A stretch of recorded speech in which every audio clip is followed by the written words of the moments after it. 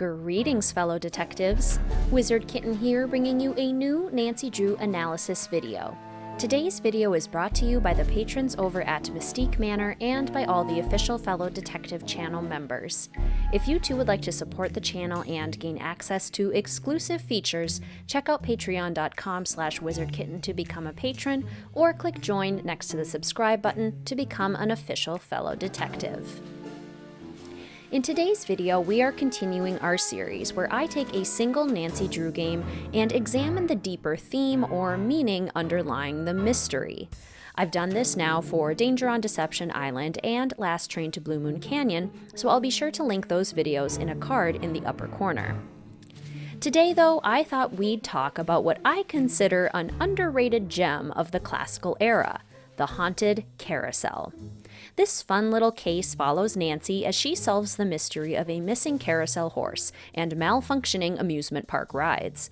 On the surface, this case seems pretty simple, but the depth of this case comes in the subplot that follows the story of Joy Trent. Joy, according to another character in the game, Harlan Bishop, is kind of joyless. At first, she comes across as grumpy, moody, and abrupt. But as the mystery progresses, we learn of her tragic past because of one nosy, tattletale robot, Miles the Magnificent Memory Machine, which brings us to the deeper meaning of the haunted carousel: memories. In an early interaction with Joy, she complains to Nancy about Paula Santos and how she's greedy.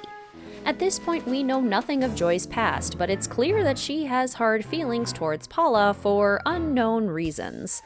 When we later return to Joy's office, we are interrupted in our intention to leave her a note by Miles the Magnificent Memory Machine, a robot built by Joy's late father, Daryl Trent, to help her reconnect with her childhood memories. When we solve his riddles and puzzles, Miles slowly reveals more tidbits from Joy's past until she finally remembers all of the tragic events. On her 4th birthday, Joy's mother gifted her a carousel horse from Captain's Cove Amusement Park. The horse's name was Glory, and Joy, in love with the carousel and in love with the horse, was elated. But then, on her literal birthday, Joy's mother dies in a tragic accident. In a fit of rage that her poor little heart cannot contain, little Joy destroys all of the pictures of her mother and then, apparently, closes off her memory to protect herself from the pain. As an adult, Joy lives with distorted memories of her past. She firmly believes that she found the carousel stupid, despite later learning that it was her absolute favorite. Her mind was protecting her so fervently that it literally rewrote her personal history. Why then would Joy's father want to remind her of the pain and her tragic past? Why would he build Miles for the specific purpose of helping Joy regain her most painful memories?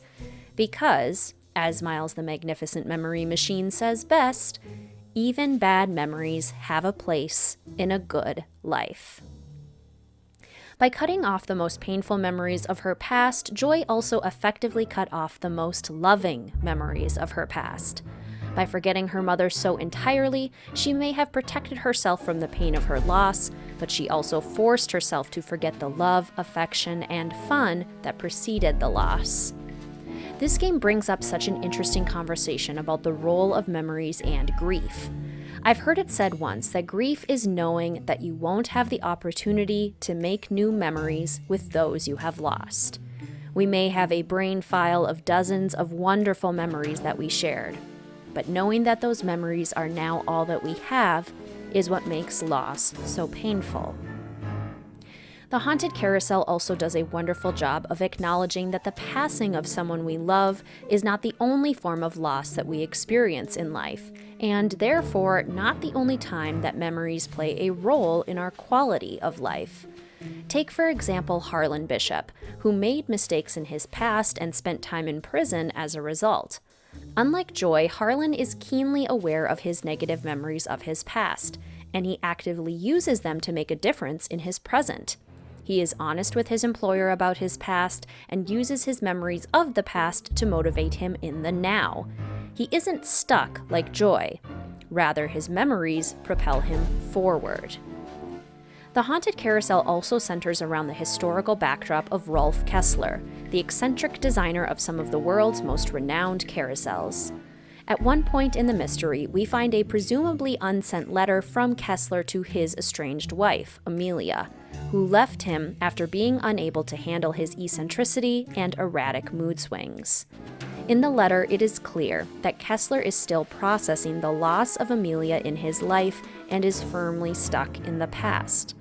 Unlike Joy, who has repressed her memories, or Harlan, who has acknowledged his and appears to have moved on, Kessler obsesses over his past memories of Amelia and how he was only happy when she was around. He writes that she was the only person who ever understood him, the only person who had ever truly cared for him.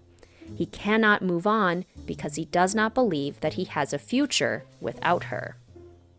Thus, memory rears its head again. Memories have the power to shape the present and future based on how we relate to them. And so this brings us again to Miles's message. Even bad memories have a place in a good life. Using the 3 examples we've discussed thus far, how can we work with our memories, even the painful ones, to inform the future? Rolf Kessler held on to his bad memories, his grief and pain, and wallowed in the depths of his despair.